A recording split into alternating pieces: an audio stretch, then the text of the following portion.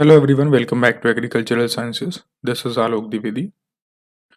So guys, हम fundamentals of agriculture volume 1 की book को कंटिन्यू कर रहे थे, जिसमें कि चैप्टर 10 वीड प्रॉब्लम्स को हम डिस्कस कर रहे थे और कुछ टॉपिक्स हम लोगों ने डिस्कस भी कर लिए थे। मैं आपको बता देता हूँ कौन कौन से टॉपिक्स थे। पहले ही आपके डिफाइन वीड के बारे में थोड़ा सा इंट्रोडक्शन देखा था। इसके बाद हम लोगों ने डिस्कस किया था क्राइटेरिया टू बी वीड, यानी कि क्या क्राइटेरिया होगा किसी प्लांट का अगर आपको उसको वीड के नाम से अगर उसको डिफाइन करना है। देन क्लासिफिकेशन ऑफ वीड हम लोगों ने पढ़ा, कुछ वीड्स को पहचाना भी, ठीक है, on the basis off season के हिसाब से। इसके बाद रबी वीड्स देखा था हम लोगों ने, खरीफ वीड्स देखा था, कुछ अदर बेसिस के क्लासिफिकेशन भी थे जिन्हें हमने देखा था कि रिलेटिव वीड क्या है, एब्सोल्यूट वीड क्या है, रोग वीड क्या है, मिमिक्री वीड्स क्या है। तो ये सारे टॉपिक्स डिस्कस कर लिए हैं। इसका जो वीडियो है वो आपको मिल जाएगा, अगर आप प्लेलिस्ट में जाकर देखेंगे तब भी मिल जाएगा, या फिर लास्ट जो वीडियो है वो आपकी इन्हीं टॉपिक्स पर रिलेटेड है। आज जो हम डिस्कस करने वाले हैं वो टॉपिक स्टार्ट होगा आपका इस टॉपिक से, मल्टीप्लिकेशन एंड डिसेमिनेशन से। देखिए, मल्टीप्लिकेशन एंड डिसेमिनेशन का टॉपिक जो है इम्पॉर्टेंट है, क्योंकि यही एक ऐसा फैक्टर है, सॉरी, जो वीड को एक पॉइंट से दूसरे पॉइंट यानी कि एक प्लेस से दूसरी प्लेस पर ले जाने के लिए जो रिस्पॉन्सिबल होता है, जो फिनोमिनन, वो यही है, मल्टीप्लिकेशन एंड डिसेमिनेशन। मल्टीप्लिकेशन का मतलब आप जानते हैं कि दो गुना, यानी कि मल्टीप्लिकेशन यानी कि increment in the number, and dissemination मतलब होता है ट्रांसलोकेशन, एक यानी कि एक जगह से दूसरी जगह पर लोकेशन का ट्रांसफर होना। ठीक, तो बेसिकली यहाँ पर क्या बताया जा रहा है कि weeds are prolific with high fecundity, its multiply profusely by. कह रहे देखो, जो वीड्स होते हैं ये बहुत प्रोलिफिक होते हैं और हाई फेकंडिटी होती है इनके अंदर, यानी कि फर्टिलिटी इनके अंदर बहुत ज़्यादा होती है, और वैरायटी ऑफ वीड्स आपको मिल जाएंगी, और ये मल्टीप्लाई प्रोफ्यूसली यानी कि बहुत आसानी से और बहुत खूबसूरती से ये मल्टीप्लिकेशन भी उनका होता है। इतना तेज़ी से आप जो है, या यूँ कहें कि इतना खूबसूरती से क्रॉप आपका नहीं मल्टीप्लाई होगा। प्रोफेशनली का मतलब अगर मैं आपको बताऊँ, खूबसूरती वर्ड इसलिए यूज़ कर रहा हूँ क्योंकि इसे अगर आप हिंदी में देखें तो प्रोफेशनली मतलब दरिया दिली होता है। तो इसका मतलब कि दरिया दिली का सेंस यहाँ पर ये है कि बहुत आसानी से, ठीक, बहुत आसानी से मल्टीप्लाई हो जाता है, और एक जगह से दूसरी जगह आसानी से ये खरपतवार पहुँच जाते हैं, एक खेत से दूसरे खेत में बिना किसी एक्सटर्नल हेल्प के।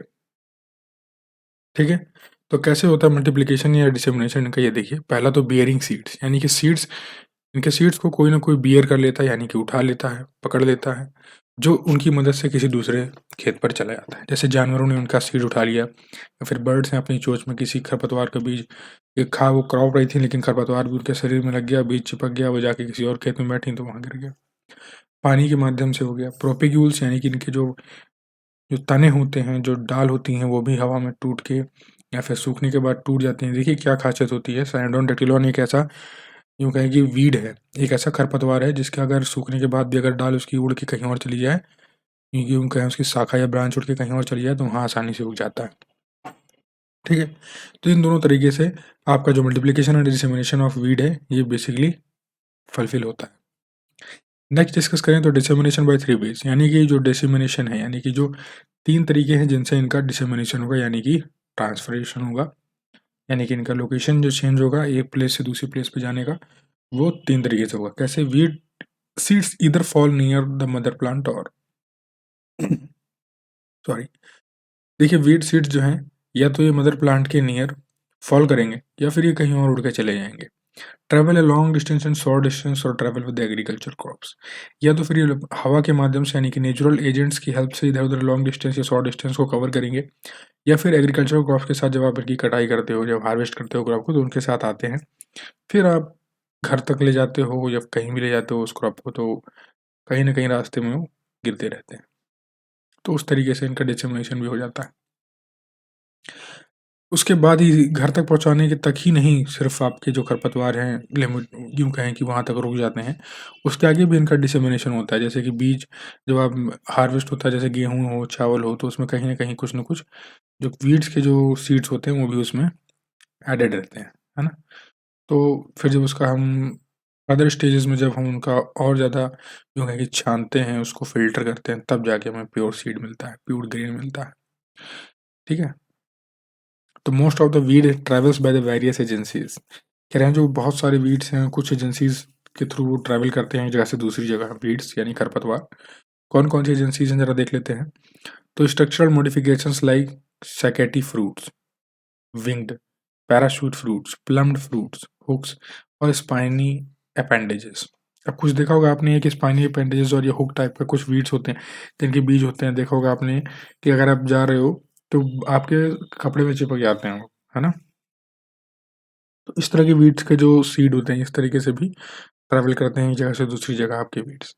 Introduction from outside like Johnson grass, sorghum और हेल्पेंस। ठीक है, ये जो हेल्पेंस है आपका, तो इसकी मदद से भी जो आपका इंट्रोडक्शन है वो बाहरी से यानी कि बाहर किसी खरपतवार की मदद से वो आपके इंडियन रीजन में, यानी कि देखिए ये बात हो रही है, जैसे नेपाल बॉर्डर देखिए आप, तो नेपाल बॉर्डर में कुछ खरपतवार ऐसे हैं कि जो आपके ग्रेन्स के माध्यम से जब आप एसेंशियल कम्युनिटी को इधर ट्रांसफ़र करते हो, एसेंशियल कम्युनिटी में आपके फूड्स आ गए, फूड्स में जब आप क्या करते हो उधर से इधर लाते हो, तो उनके साथ साथ क्या होता है वीड भी आता है।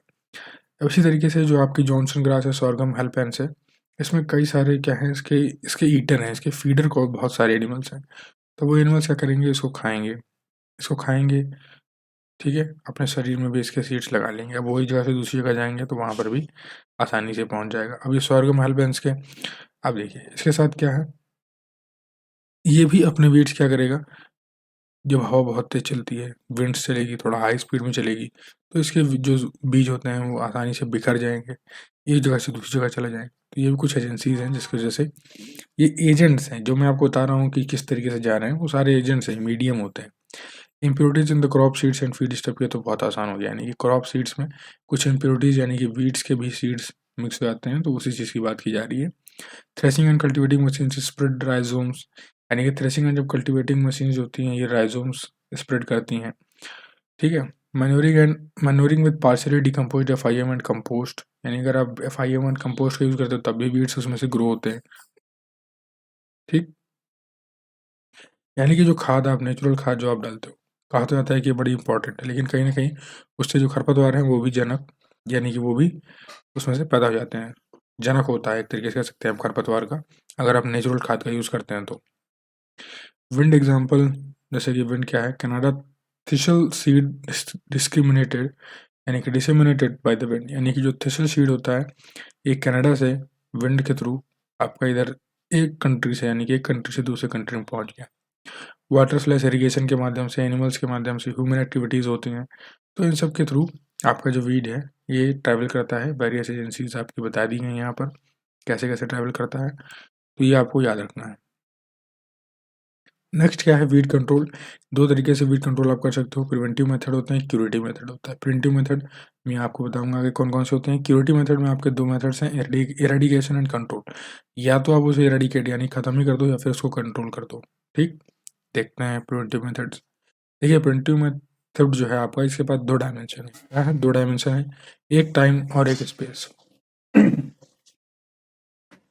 टाइम में क्या है, तो to prevent the infestation prior to the weed germination, यानी कि इन्फेस्टेशन को रोकने के लिए, वीड जर्मिनेशन को रोकने के लिए उससे पहले आपको कुछ डायमेंशन मेजर्स लेने पड़ेंगे। स्पेस क्या है, टू प्रिवेंट द इंट्रोडक्शन और the spread to new areas, यानी कि नए एरियाज में स्प्रेड ना होने पाए, इसका भी आपको ध्यान रखना पड़ेगा अगर आप वीड को प्रिवेंटिव मेथड के थ्रू कंट्रोल करना चाहते हो तो टाइम और स्पेस इन दोनों का अहम रोल होता है अगर आपको वीड का इन्फेस्टेशन को प्रिवेंट करना है आपकी फील्ड पे। तो preventive method has the following measures, यानी कि समय और जगह, इन दोनों को अगर आप दिमाग में रखते हो तो आप जो खरपतवार हैं वो आपके फील्ड में नहीं आ बने पाएंगे। समय कैसे, समय यानी कि बुआई से पहले आप इनका उपचार कर लीजिए। स्पेस यानी किस जगह करना है उसका देख लीजिए। Preventive method has the following measures, यानी कि अगर प्रिवेंटिव मेथड के हिसाब से अगर आपको खरपतवार अगर का उसका यूँ कहें कि कंट्रोल करना है या मेजर्स लेने हैं, तो उसके कुछ इस तरीके हैं, जैसे कि क्रॉप मैनेजमेंट प्रैक्टिसेस अपनाइए आप। Use of vigorous and fast growing varieties, यानी कि विगरस यानी कि जो बहुत तेज़ी से उगे, और वर्सेटाइल हो यानी कि जल्दी उसको कोई इफेक्ट, उसके कंपटीशन में कोई जल्दी क्रिएशन ना कर पाए अपना, यानी कोई भी उसके कंपटीशन ना दे पाए उसको, ठीक। और सारे सीड्स उसके उगते हों, ऐसा वैरायटी का यूज़ करिए, ठीक, यानी कि सीड वायबिलिटी उसमें ज़्यादा हो, ठीक। Proper placement of fertiliser, fertiliser का प्लेसमेंट प्रॉपर होना चाहिए, किस टाइम देना है किस टाइम नहीं देना है उसका याद रखिए इसमें, ठीक, कब फर्टिलाइजर पड़ना चाहिए कब नहीं पड़ना चाहिए, तो इसका भी अगर आप याद रखते हैं तो वीट खरपतवार की जो पैदावार है उसको आप रोक सकते हैं। बेटर इरीगेशन प्रैक्टिसेस, यानी कि जो सिंचाई है आपकी है, ठीक है, इरिगेशन कब देना है कब नहीं देना है किस तरीके से देना है, इसका भी अहम रोल होता है खेत पे खरपतवार के पैदा होने के लिए। Proper crop rotation, crop rotation को अपनाइए, ये नहीं कि हर बार आप एक ही फसल को उगा रहे हैं एक ही फील्ड पर, तो क्रॉप बदलनी चाहिए।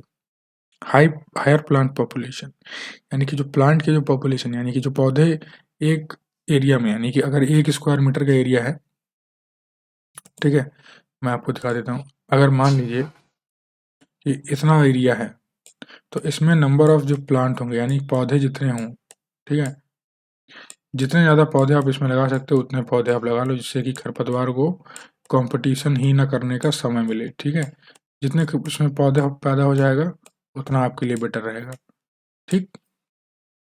Effective prevention of weed seed production both in cropped and non cropped area, तो ये वही बताया जा रहा है, इन सभी का सम अप आप कर दीजिए तो ये लाइन आपकी हो जाती है कि effective prevention of weed seed production both in cropped and non cropped area.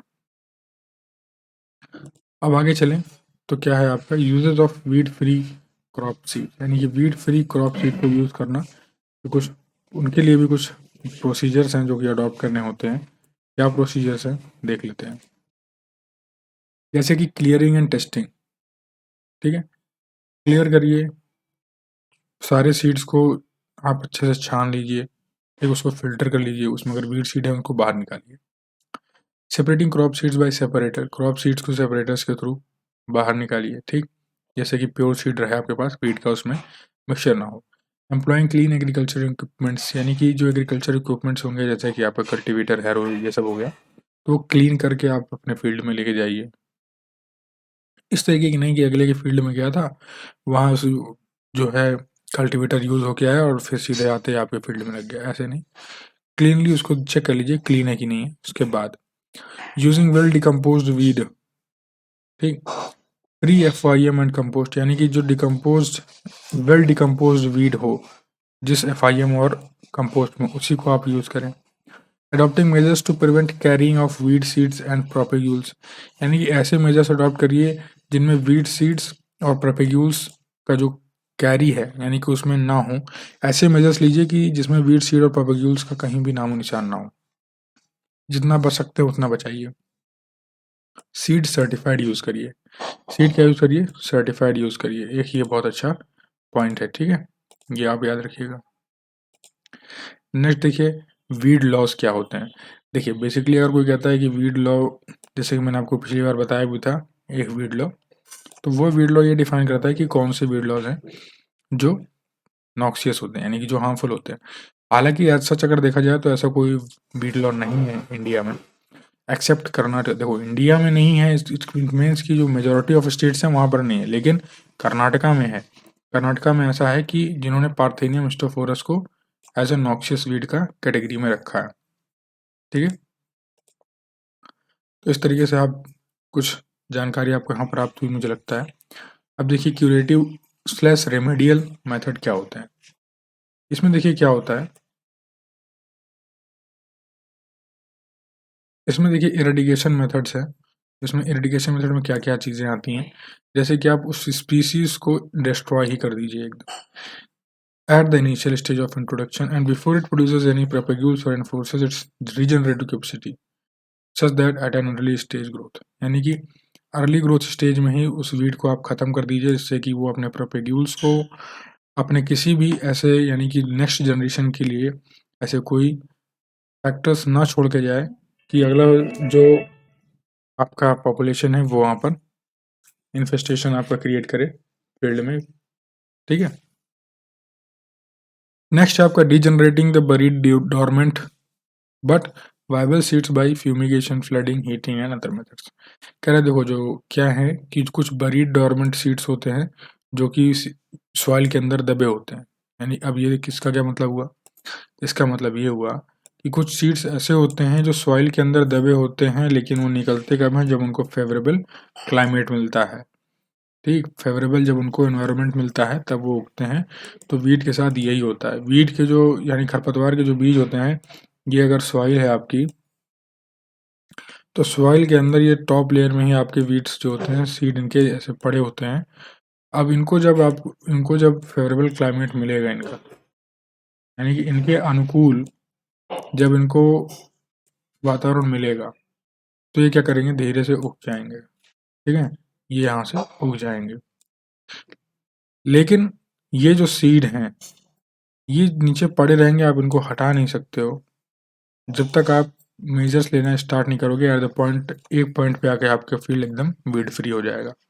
तो शुरुआती दौर में ऐसा नहीं है कि वीड आप एकदम से हटा लोगे, बट ये कह सकते हैं कि आप स्लोली ग्रेजुअल प्रोसेस है। काफ़ी हद तक आप जो अपना लॉस है उसको सेव कर सकते हो अगर आप अभी से अपनाना शुरू कर दोगे तो। कुछ मेथड्स हैं जैसे कि fumigation, flooding, heating, other methods कुछ और भी हैं जो केमिकल मेथड्स हैं। उनकी हेल्प से आप ये सारी चीज़ें कंट्रोल कर सकते हो, या यूँ कहें कि वीड्स को एकदम एराडिकेट कर सकते हो अपने फील्ड से। नेक्स्ट कंट्रोल मेथड्स क्या हैं, तो जैसे कि कल्चरल मेथड कुछ होते हैं, कुछ बायोलॉजिकल मेथड्स होते हैं, कुछ केमिकल मेथड्स होते हैं। ठीक, तो कल्चरल मेथड देख लेते हैं। बायोलॉजिकल मेथड और जो केमिकल मेथड है ये आपको मैं बाद में बताऊंगा। कल्चरल मेथड के अंदर देख लेते हैं कि क्या क्या आता है। देखिए, कल्चरल मेथड में आपके दो तरीके हैं, मैकेनिकल और फिजिकल मेथड, और cropping and competitive ecological method. देख लेते हैं क्या है। मैकेनिकल और फिजिकल मेथड में ये है कि आप हैंड वीडिंग करिए, ड्रेसिंग करिए, चेनिंग करिए। ठीक है, अब इनके बारे में थोड़ा सा देख लेते हैं। ये तो हमने पढ़ लिया, ये है क्या चीज़, कैसे करते हैं, कब करना है। देखिए, हैंड वीडिंग आपको किस तरीके से करनी चाहिए कि 2 to 4 हैंड, दो मतलब कि अगर 2 आदमी हैं, 4 आदमी मिल जाएं, फिर आप कर करिए वीडिंग स्टार्ट करिए एक फील्ड की, एक एरिया तय करिए और उसको साफ कर डालिए।